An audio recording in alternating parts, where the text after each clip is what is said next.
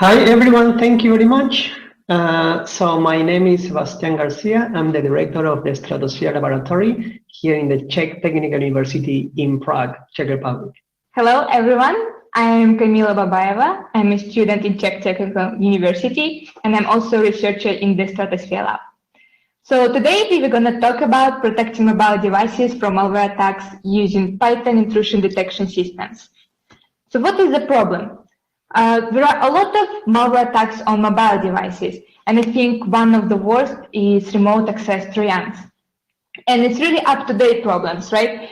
So we were searching the news and we found the news from 3 weeks ago about remote access Trojans attacking military services, attacking bank accounts, using Telegram channels. And it's all modern, right? And it's very challenging task to detect these remote access Trojans. Why? The main reason is that we don't have a good idea of what is happening in the network traffic of our mobile phones. We don't have a good visibility of the network traffic in our phones. And moreover, we don't usually use antiviruses to protect our phones from malicious APKs. Yeah, and it's super important to remember that even though RATs are old and everyone knows them, it's not so known that a lot of attacks are using them nowadays.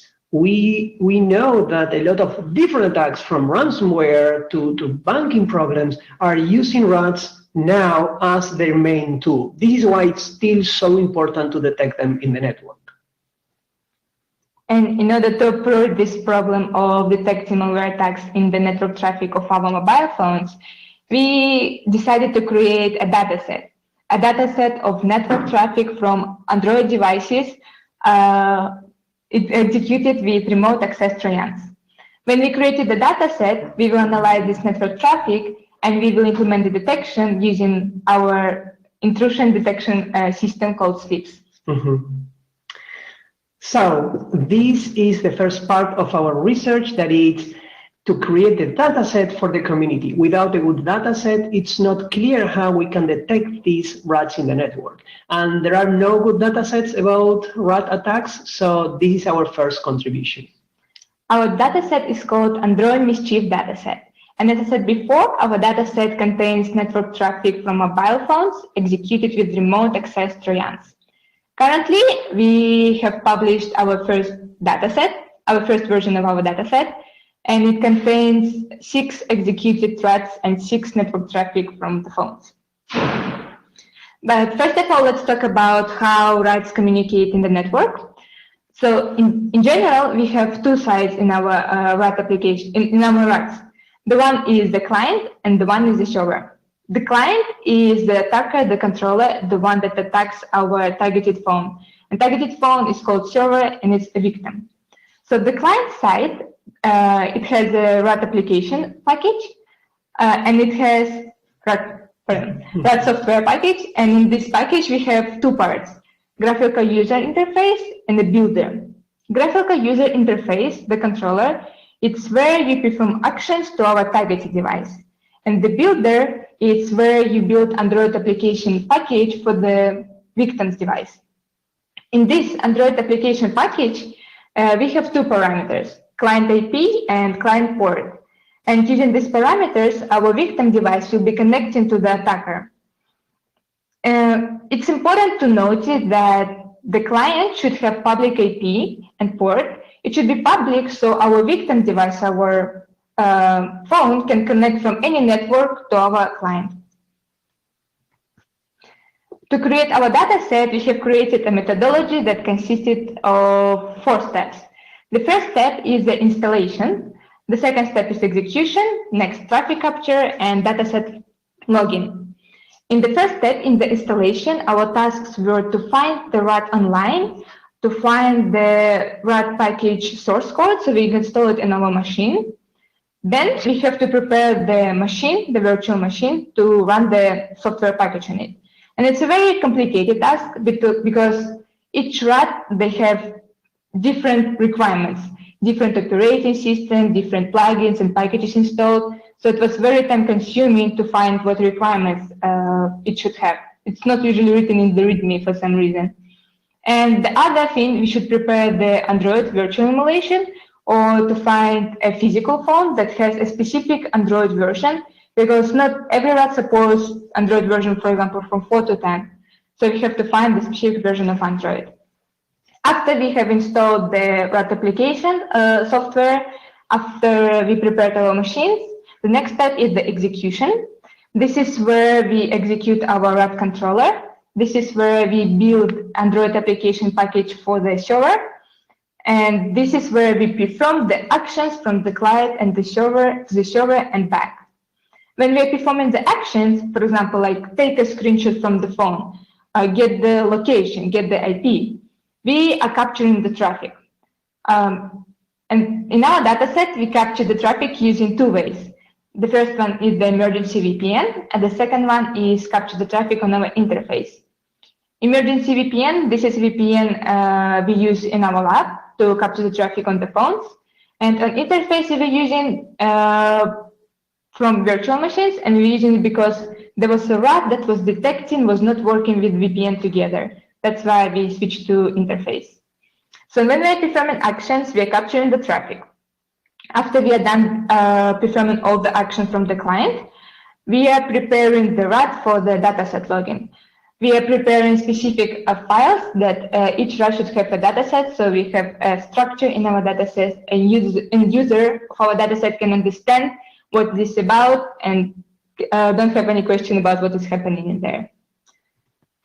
I wanted to say that we remember that the importance of having this data set is that it should be curated like this, right? Camila is explaining each step of the methodology because it's super common to have a lot of data sets, but when you go there and you will try to analyze them, you don't know how they were created, you don't know who created them, which conditions, which network, and then different techniques are using different features and then having different results. Specifically for machine learning, it's very important to know where this data is coming from or how it was created.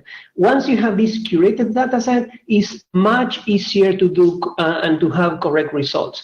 In particular, the important feature of this data set is that Camila executes a lot of real actions in real devices with real RATs and using each of the inside parts of the controller, right? Like read files and read SMSs, and then she was logging each of these actions in real time. So you can go to the packets and find exactly what was sent when she was clicking in download a file or download a picture, right? And this is very important for a lot of research that is being done right now.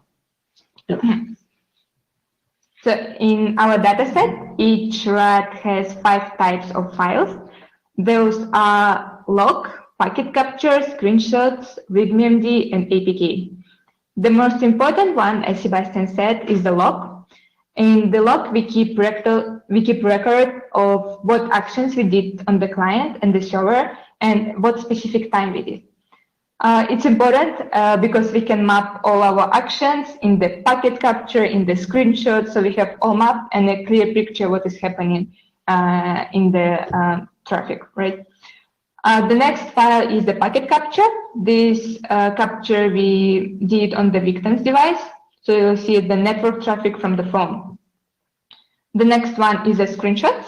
Screenshot is a folder, and we took a screenshot of the client and the server when we performed each action.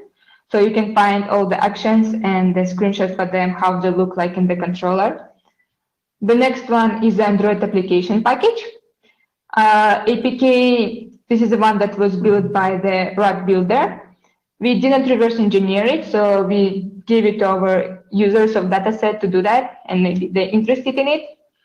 And the last one is a README file.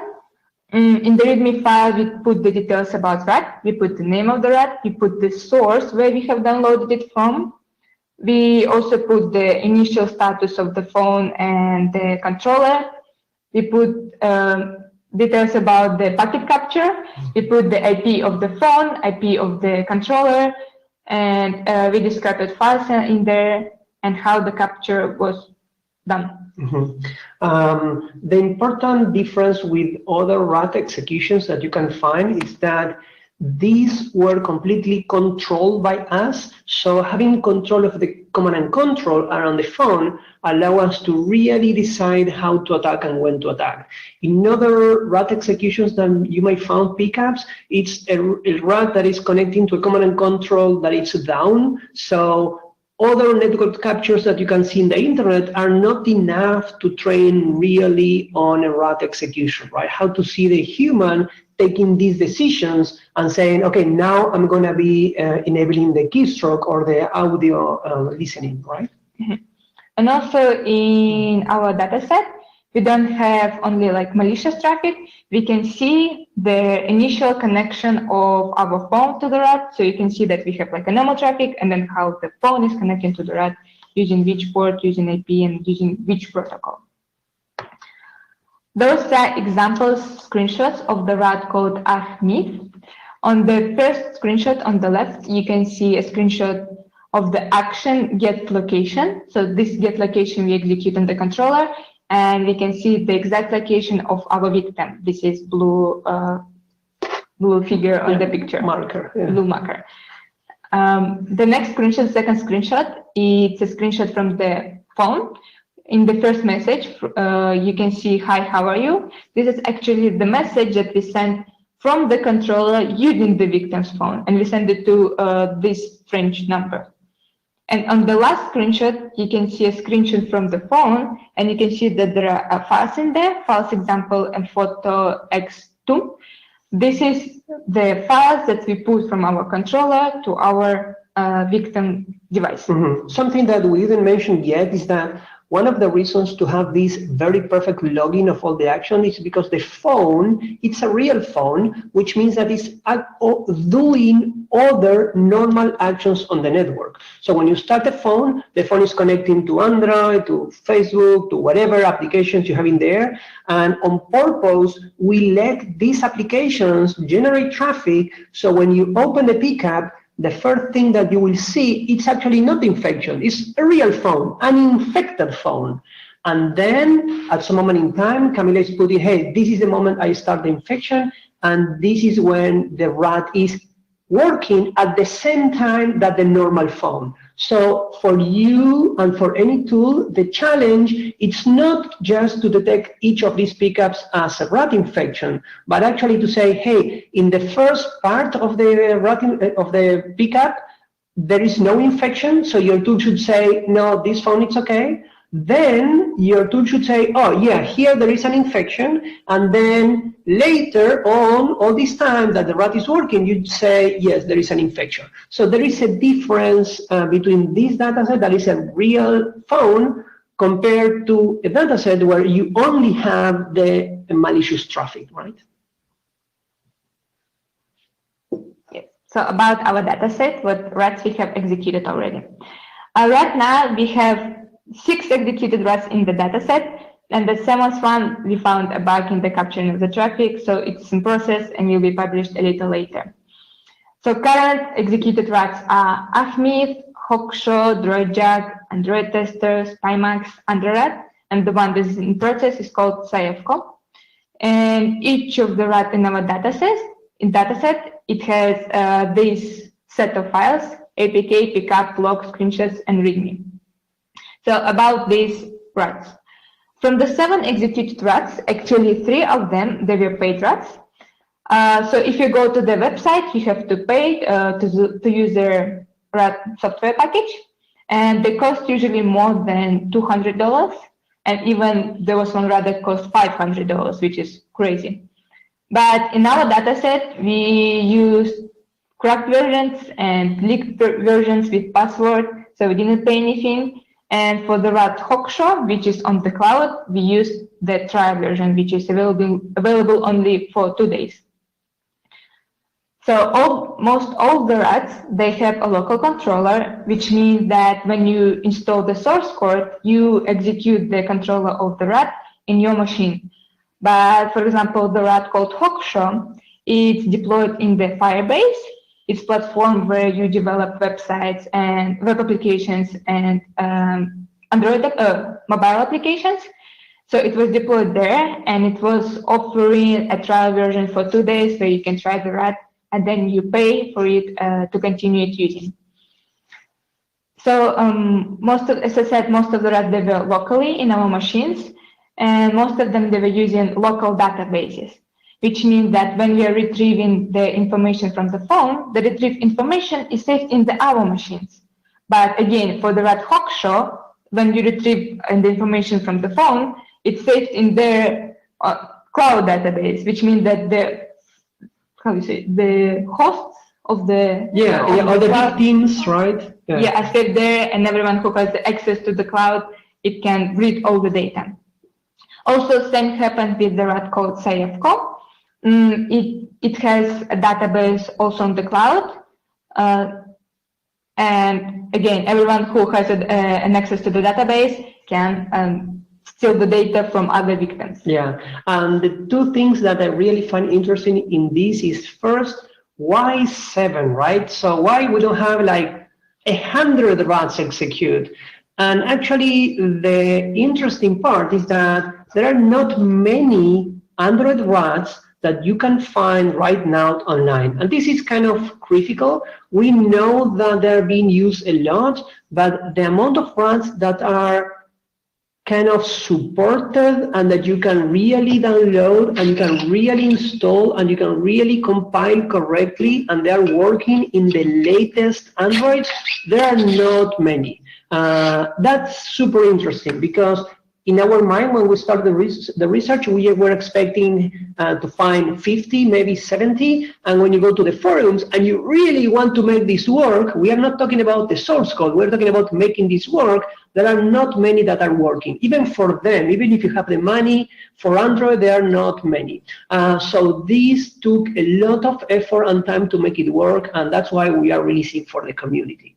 The second thing that I find interesting that Camila was saying is that two of these rats are in the cloud. This is kind of crazy. It's like a different business model. Now you have all the victims of all the people in the same database, and somebody has access to that, like the owner, but also maybe the ISP, maybe the hosting provider, of course, maybe the government if they can access the machine. So this is very risky, but it's much easier to use this rat. So in the cloud versions, you don't have to install anything. You just pay, you download the APK, you give the APK to your victim, and then the victim connects to the cloud, you go to your web page, and everything is working perfectly. And the maintenance is easier, the updates are easier. So this is a very easy model to sell to new customers, right?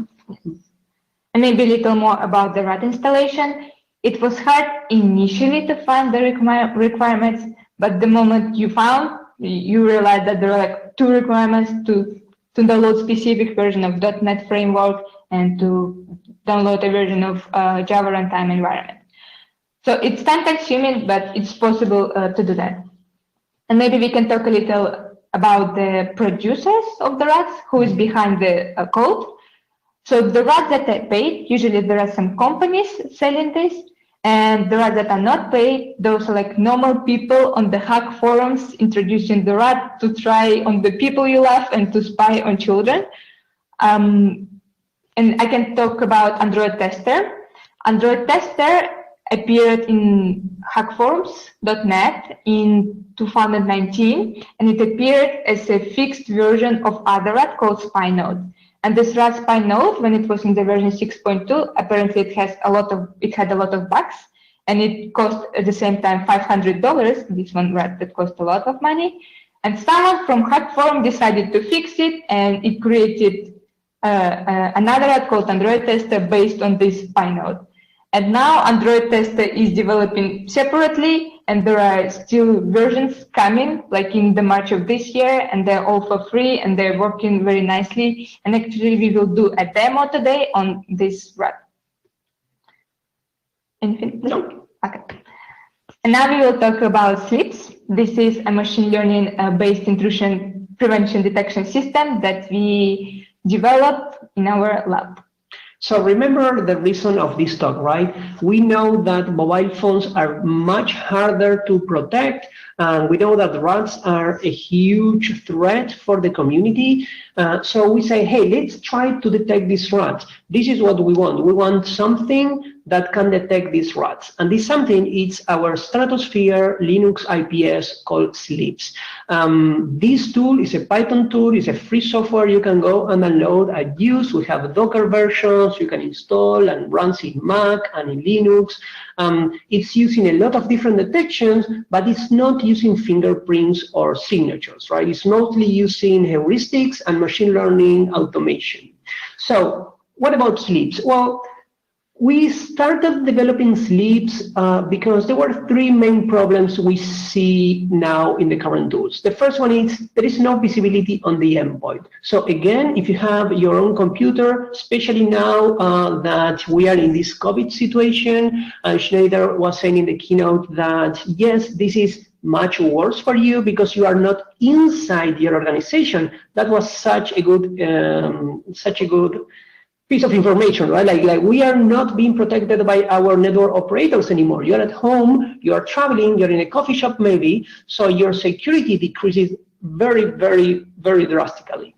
That means that we do not have any more visibility on the traffic of your phones, tablets, and computers. So you have no idea. And in phones, you cannot install, remember, a very good packet capture to see what your phone is doing. So the second problem, it was about no easy detections. So tools like Suricata, like Snort, like Bro, and we have others commercial, they are focusing specifically in attacks to your organization, right? If you see how the people is using Snort and Suricata, usually it's you define a home network, and then all the attacks going to this home network are the ones that are detected more easily, and then you have some things moving around. In Sleeps, we are focusing in two types of attacks. The attacks that are going to you, but also the attacks that are coming from you. So we want to detect when your endpoint device is infected and it's attacking others. And this is a very different detection of attacks going to you, okay? And the third issue is no adaptations. To adapt to new threats, you usually have to update your rules, you have to download new ones, and even in this case, there are a lot of situations that are not being captured by the most smart heuristics, let's say, right, or signatures or fingerprints.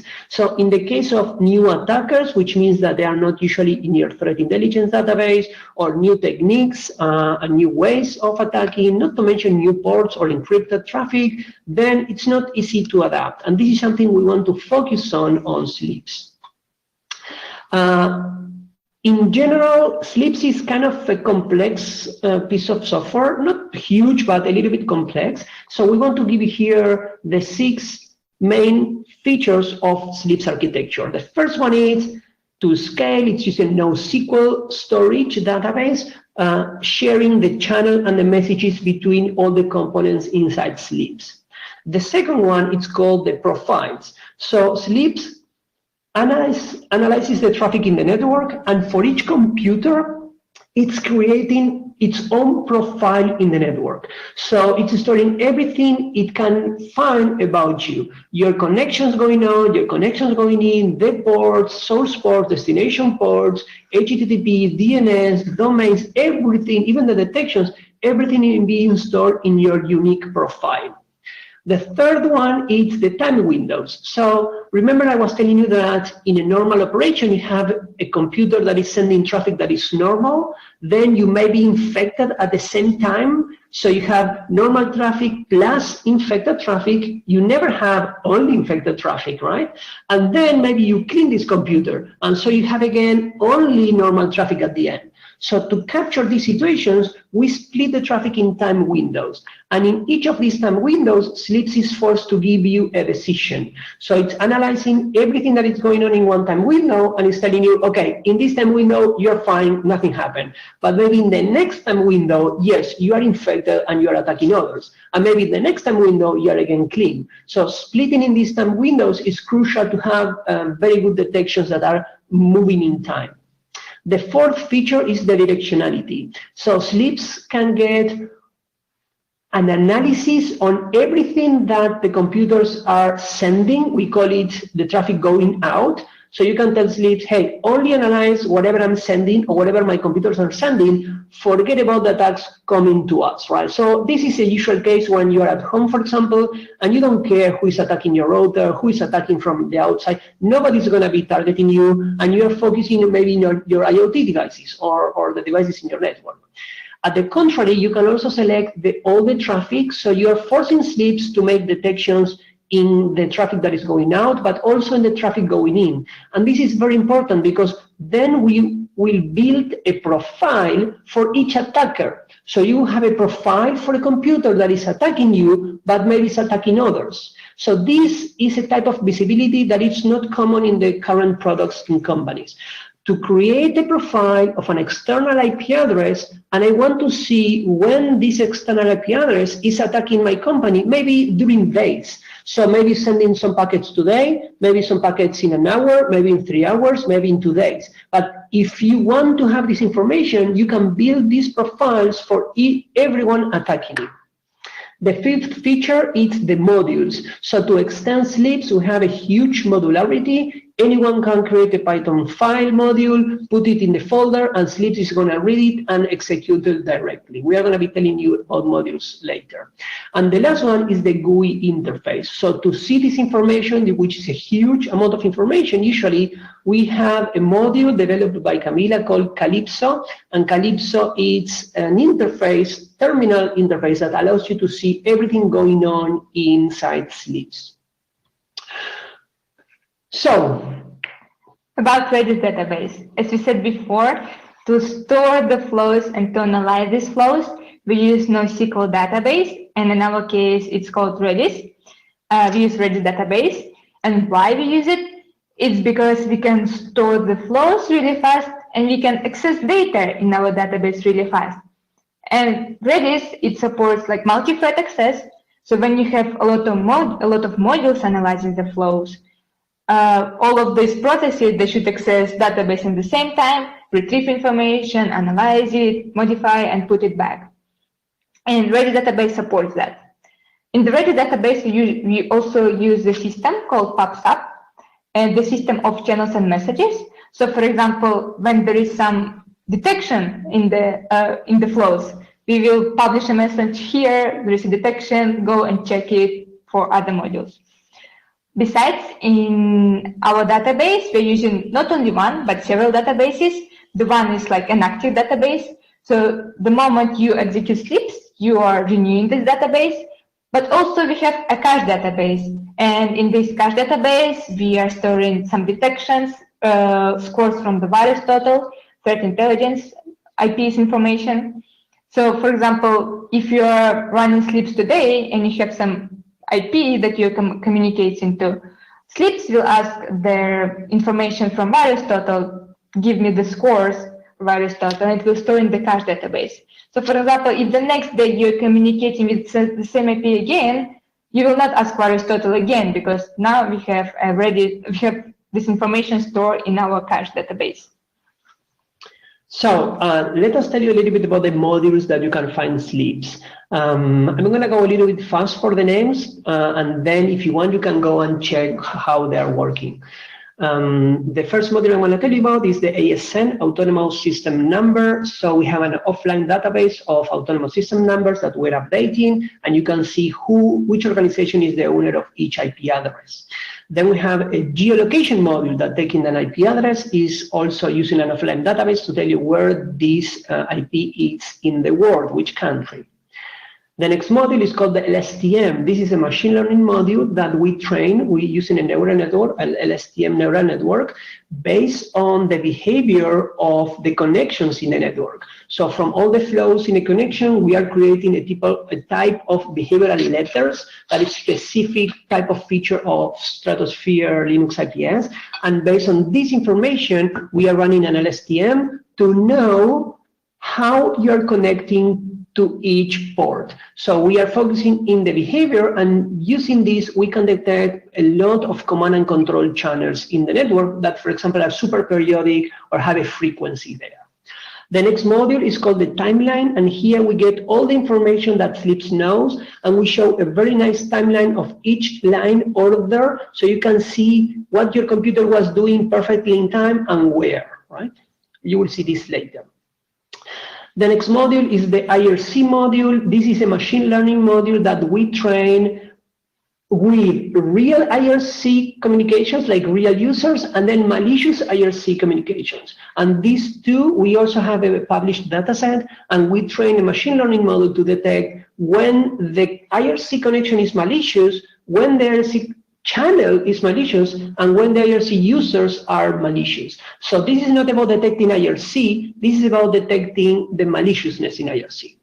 The next module is about long connections. This is a very critical module because a lot of malware, including rats, they used to have, or they have, one connection that is very long in time, several days, and this is kind of anomalous. So we have a module that only detects these long connections and tell us, hey, you should check here, right? This connection is too long, probably.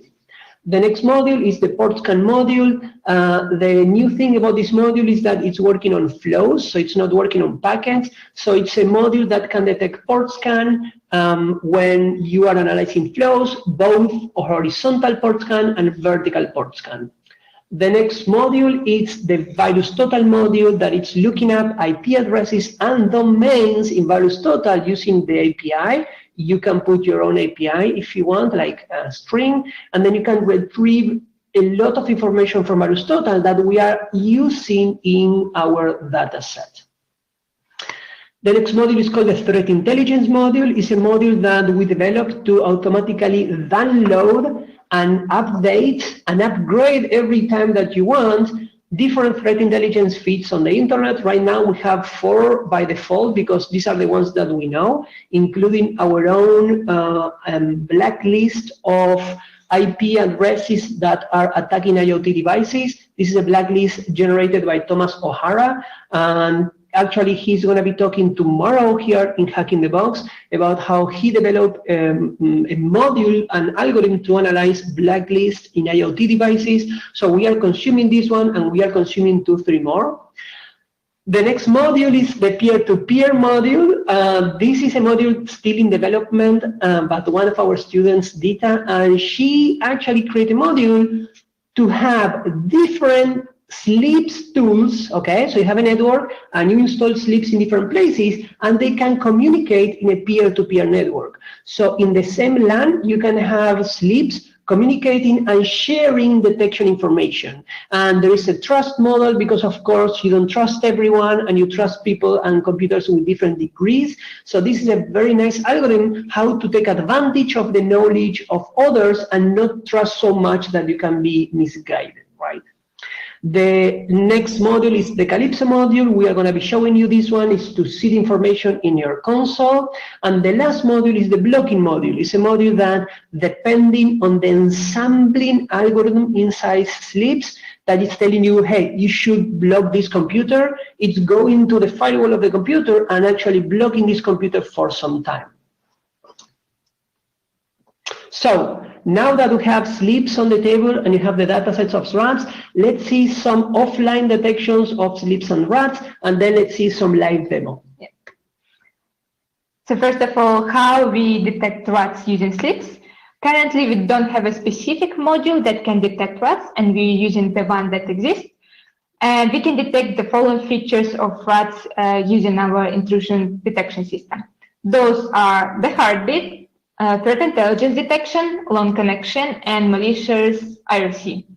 So the heartbeat is about when rats are checking if the client and the server are online, and sometimes they're exchanging packets periodically, and using our LSTM module, we can detect this periodic exchange of periodic exchange of packets. The next one is threat intelligence detections. Sometimes rats are using other... Yes, there is like IP addresses that are well known to be part of an attack, or they have been used as part of other attacks before. So these are the feeds that we download from the internet, updating every time, and we are using this information to enrich the detection, right? And we will show those detections in the next slides. The next one is about the long connection. So usually when the rat is performing actions on the phone, they do not disturb the connection. And those connections are usually becoming really long, like 20 or more minutes long. So we can detect that. And the next one, the last one for now, is malicious IRC. There was a rat that was using IRC bots, IRC channels to communicate with our victim. We cannot detect them currently, but we can see them in the traffic. There are a lot. And for some reason, those IRC channels are all blacklisted. So we detected that. And for our offline example, we will show you the rat called CyberWeek. This is the rat that we had problem with, and it's not currently in dataset, it's in process. So but it's going to be? It's going to be like a review, right? This is the rat that is actually, you have to pay for it, and it costs $200. But we have downloaded with the leaked version. And we executed this rat on the Windows 7, the virtual machine. And as a phone, we used an emulator with Android version 4. And we will show you how we run sleeps on it and how sleeps show the detections and the evidence we found in the network traffic of the phone using this rat. So this is an example screenshot of Calypso. So Calypso is a Node.js based terminal application. So you can run this in an SSH computer remotely, which is one of the features that we want. You don't need to have a web or you don't have to have any other interface. And to your left, you can see a vertical widget with a lot of IP addresses. These are the profiles of the computers, and you can see a lot of them are in red. That means that they have some detection inside the profile. On top, you have a summary of the autonomous system number, geo-country, and the 4 detections from VirusTotal, right? The URL, the downloaded files, reference files, and communicating files. In the center, you have the timeline. So you can see ordering time, how each flow was detected or was shown in the network. You can see HTTPS connections or multicast DNS, and you can see the inside of the HTTP communications. And in the bottom, you have the evidence, and you can see in this time window what sleeps detected about this traffic. So we are going to be focusing on this rat, CyberWeek. The first thing we are going to show you is that there is a threat intelligence module that's showing detections, and there is a port scan detection module showing detections. These are one of the 2 things that Sleeps is detecting. The threat intelligence, this is actually not common because a rat should not be using IP addresses that are well known for the community as being attackers. However, this is the rat that is using IRC channels, and it's using not custom homemade IRC servers, but it's using kind of well-known IRC computers. So these computers have been used so much in other attacks that are actually part of many feeds. And this is bad for the rat because it's kind of straightforward to detect it if you have these correct feeds. The screenshot in the bottom that we are showing you, the port scan detector detections justification, is the flows where you can see how the computer that it's infected, it's generating IRC connections to different IP addresses in the port 6667. Some of these flows are established, which means that are complete and with data, and some of them are not established and empty. So Sleeps is balancing all this information and saying, hey, this is part of a port scan because it's actually trying to find the port in a lot of IP addresses. This is a horizontal port scan, right? I can tell you about the rat, how he was doing IRC connection. So every 10 minutes, the rat is updating IRC servers, those IRC channels. So every 10 minutes, I'm pretty sure you will see the port scan of our computer and IRC channels communicating with each other a lot. Yeah. Okay. As a focus on how this was worked inside Sleeps, you can see that even some IP addresses, the bottom 2 lines that you see on the screen, were detected both by the threat intelligence module and the long connections modules. So this is helping Sleeps decide how risky this communication is, right? Remember that FLIPS, it's using an ensembling module, so it's taking all the evidence of all the modules and then at the end telling you, oh yeah, this is something you should be focusing in, or maybe it's not enough evidence to generate an alert, right? So, which evidence or what evidence did we obtain from this offline detection of the rat? Well, it's possible to detect it. There are a large amount of blacklisted IPs. This is bad for this rat. It was using IRC channels to communicate with blacklisted IP. This is also bad for the rat. There was a horizontal port scan, and there were long duration connections. Each of these ones individually, it's not enough to say that the computer is infected, but this is why we have all the modules sharing information. So SLIPS can tell you, well, if all this happens at the same time in the same hour, then you should focus on this computer, but maybe it's infected. Right? And now we will show you the real execution of the rat on the phone, what actions it can perform, and then we will show you how SLIPS detects the rat on the network capture. So let me share. I hope you can see.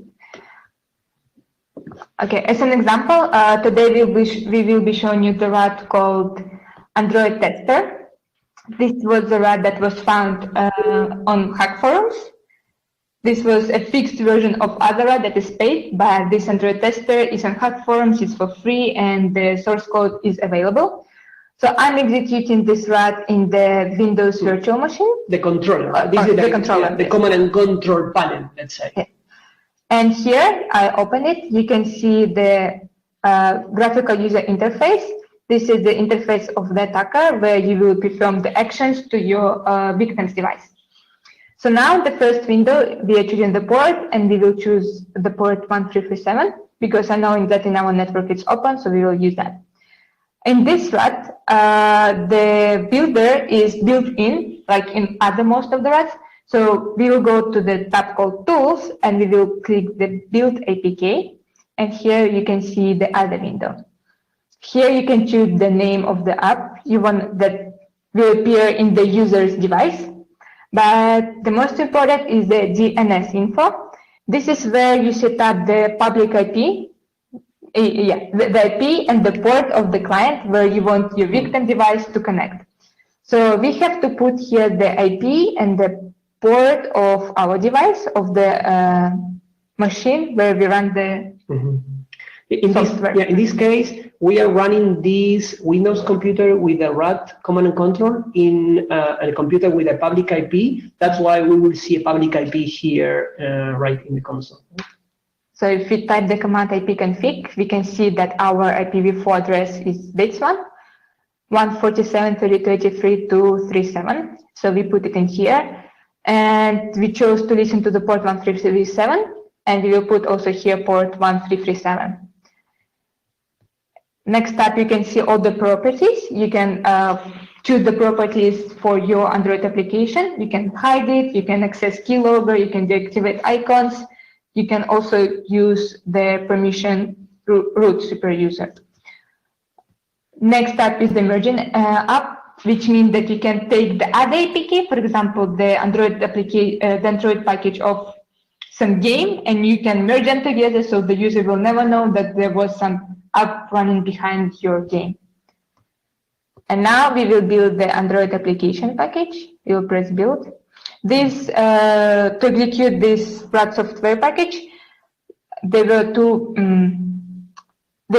requirements. One is a .NET Framework version 4.5, and the other one is a Java runtime environment. Remember that we are building the APK specifically for this command and control, and this is the APK that you want to send to your victim to infect the computer, right? And you need to rebuild it every time that you are changing the IP address or the port of your command and control. And today we will be putting APK in the Android virtual emulator. You can see it on your left. This is the emulator with Android version 8, and I'm using Genymotion tool to run it. So now we can see that the Android application was created. It's called Client APK. And what we should do now, we should put this APK in the phone. But because I'm using virtual machines, it's hard to drag and drop. So first I will drop it to my computer. I will close these ones. Yes. And now I'm putting the APK in the virtual Android. Perfect. So you can see, yeah, sorry, before clicking allow, yeah, can you, take that out? Look at this, it's asking for permissions to actually be super user because it wants to do something as super user, and you still didn't give these permissions, but already, as you can see in the command and control, the rat connected and it's infected, which means that not for all the operations you need to be super user, only some of them, right? Oh, very well. Yeah, that's it. Yeah. So we will allow the super user so we can have more actions to perform. Okay, so our we're infected. So our phone appeared in the controller, and we can see that we have this IP address. We are in Prague, or we are in Czech Republic, and we can see the version of the phone, the type of connection we use, the battery percentage is 99, what the status of our phone, and if you're doing right now any SMS calls. So I will enable here GPS because it was enabled before. So I will put these coordinates in our GPS phone. Our battery percentage I will put on, and I will show you 41%. And you can see it's already changed the battery percentage in our RAD. So it means that they're periodically exchanging the information about the status of the phone. So now we can perform the actions. If I right click on the location, if I right click on the phone, you can see all the actions we can do using this RAD. And the first one we will show is the location manager, which means that the controller will ask for the location of our victim's device. And you can see those are the coordinates. This is exactly the coordinates we put in the beginning, right? 65 and 28. And for some reason, this RAD, it uses two maps. One is Yandex map, which is commonly used in Russia, and the other one is Google Maps. So we can zoom out and we can see where are we standing, where is our phone is.